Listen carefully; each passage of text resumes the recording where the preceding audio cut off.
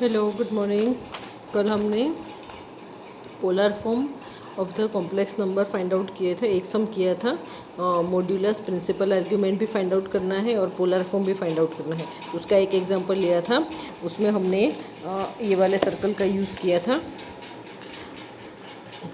फिर से बता देती हूँ, प्रिंसिपल आर्ग्यूमेंट फाइंड आउट करने के लिए ये सर्कल का हमें यूज़ करना है। जब आप एक्स वाई की वैल्यू फाइंड आउट करते हो, आगे की वीडियो में हमने जो वैल्यू निकाली थी ना, find the value of X Y, सबसे पहला टॉपिक क्या था हमारा, कि जो कॉम्प्लेक्स नंबर को एक्स प्लस आई वाई में जो भी आपको दिया है, उसको कॉम्प्लेक्स नंबर को एक्स प्लस आई वाई में कन्वर्ट करो। फिर सेकंड उसके बाद का टॉपिक हमने जो लिया था, उसमें क्या किया था, हमने एक्स वाई की वैल्यू फाइंड आउट की थी। एक्स वाई के फॉर्म में कोई एग्जांपल था, उसमें एक्स वाई की वैल्यू फाइंड आउट की थी।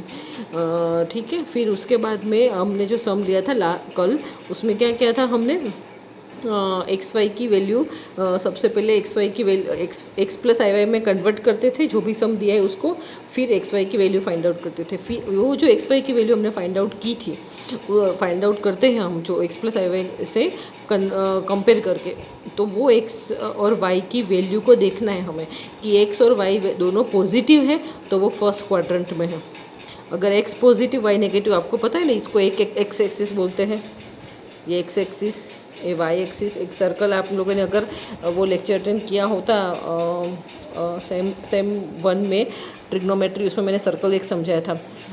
आज अभी वो ट्रिग्नोमेट्री नहीं समझ रहे, लेकिन अभी ये थोड़ा डिफरेंट है। वो यहाँ पे क्या है कि ये एक्स एक्सिस वाई एक्सिस, वो तो आपको पता है, आप लोग ने ग्राफ ड्रॉ किया था जब 7th 8th 9th में। एक्स एक्सिस वाई एक्सिस, यहाँ पे एक्स की वैल्यू पॉजिटिव, वाई की वैल्यू पॉजिटिव।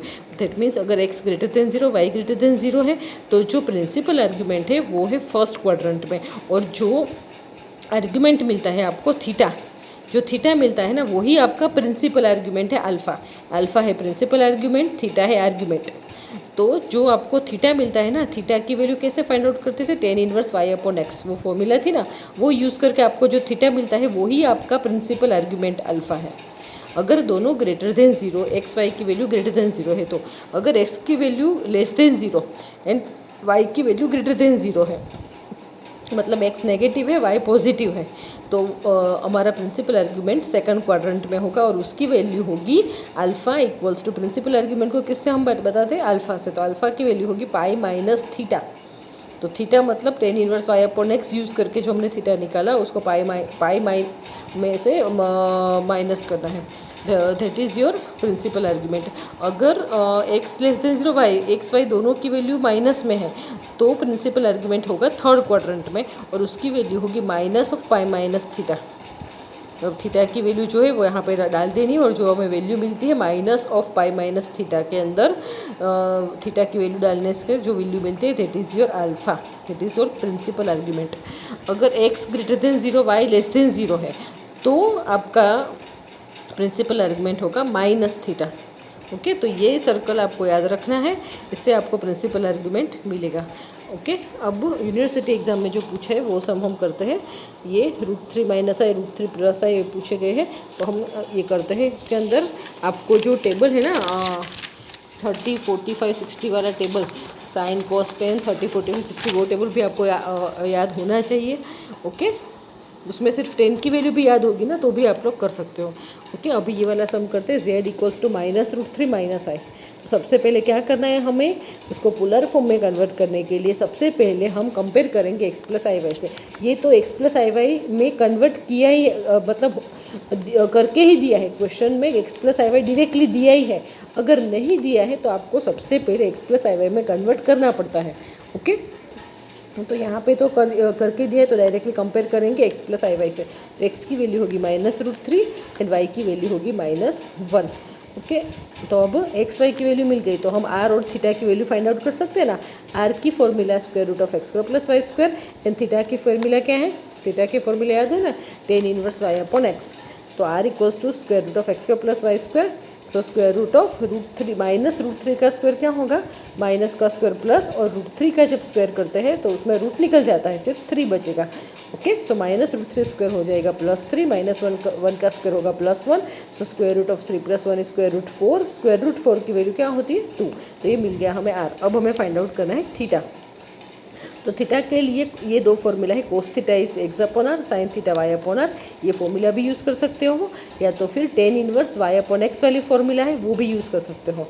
ओके, तो cos theta X upon R, तो एक्स की वैल्यू -√3, वाई की और R is 2 and sine theta -1/2।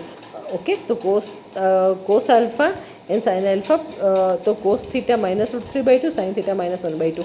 Okay, तो अब पहले हम इसको पॉजिटिव समझेंगे कि सपोज ये दोनों पॉजिटिव है, सिर्फ समझने के लिए कि ये √3/2 है, 1/2 है। तो कौन से एंगल पर कोस थीटा की वैल्यू √3/2, साइन थीटा की वैल्यू 1/2 होती है? तो π/6 पर, π/6 पर कोस theta is √3/2, sine theta is 1/2। अगर ये सब नहीं करना है आपको तो डायरेक्टली थीटा वाली फॉर्मूला है ना, ये theta equals to tan inverse Y upon X वाली फॉर्मूला है ना हमारे पास, वो हम यूज़ कर सकते हैं कि थीटा इक्वल्स टू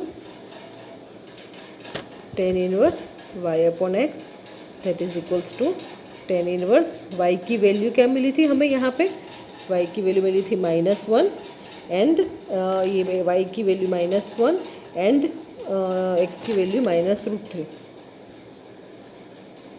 ये minus minus cut, therefore ten inverse 1/√3। अभी हमारे पास वो जो टेबल था ना 30, 45, 60, यहाँ पे साइन कोस 10, ये आप 10th में ऑलरेडी सीख चुके हो। तो इसके अंदर 1/√3 वैल्यू यहाँ पे इन्वर्स, दैट मीन्स कैसे निकालना है हमें इन्वर्स की वैल्यू, तो यहाँ पे ये जो हम वैल्यू यहाँ पे डालते हैं ना सब, उसमें 1/√3 कौन से एंगल पर है, 1/√3 कौन से एंगल पर है वो हमें फाइंड आउट करना है। ओके, तो यहाँ पे सब जो सब वैल्यू हम यहाँ पे होती है ना, यहाँ पे सब वैल्यू डाल के फिर यहाँ पे सब वैल्यू डालते हैं, तो 1/√3 की वैल्यू कौन से एंगल पर होती है, तो π/6 पर, मतलब 30, यहाँ पे होती है 1/√3, तो tan inverse 1/√3 that means 30, that means π/6। Okay, तो ये हमें मिला सिर्फ आर्ग्यूमेंट थीटा इक्वल्स टू π/6, ये सिर्फ आर्ग्यूमेंट मिला।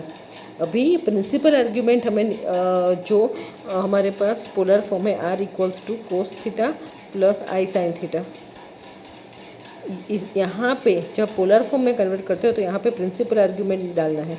तो प्रिंसिपल आर्ग्यूमेंट के लिए हमें एक्स वाई की वैल्यू देखनी है, तो X is less than 0, Y less than 0, दोनों माइनस में है। अगर दोनों माइनस में है तो अगर दोनों minus, X less than 0, Y less than 0, तो principal argument will be in the third quadrant. तो थर्ड क्वाड्रेंट में है तो प्रिंसिपल आर्ग्यूमेंट की वैल्यू क्या होगी, alpha equals to minus of pi minus theta, that means यहाँ पे देयरफॉर यहाँ पे X is less than 0, Y less than 0, therefore theta, देखो X less than Y less than 0, P theta lies in the third quadrant, therefore उसका principal argument क्या होगा, minus of pi minus, तो यहाँ पे क्या था actually minus of pi minus theta, bracket open करेंगे तो माइनस पाई प्लस थीटा होगा ना, माइनस माइनस प्लस, देयरफॉर यहाँ पे थीटा की वैल्यू क्या मिली थी हमें, π/6, ये डाले तो -π/6 मिला हमें थीटा, प्रिंसिपल आर्ग्यूमेंट ये मिला। अभी पोलर फॉर्म क्या होता है, r cos theta plus I sine theta polar form है, तो उसका r की वैल्यू मिली 2, कोस थीटा की वैल्यू -5π/6, तो ये दोनों वैल्यू r और थीटा की वैल्यू इसके अंदर डाल दो, तो ये मिल गया हमें polar form of the given complex number. दूसरा हमें फाइंड आउट करना पूछा है यहाँ पे प्रिंसिपल आर्ग्यूमेंट एंड यहाँ पे पूछा है and find modulus and principal argument for each of them. तो पोलर फॉर्म में कन्वर्ट करने के लिए हमें मॉड्यूलस तो निकालना ही पड़ा था, R modulus that means R and principal argument that means theta. तो जो आर की वैल्यू मिली थी that is your modulus and theta that is हमारा प्रिंसिपल आर्ग्यूमेंट -5π/6। ओके, तो इस तरह से ये वाला सर्कल और वो जो टेबल है 30, 45, 60 वो दोनों यूज़ करके हमें पोलर फॉर्म में कन्वर्ट करना है।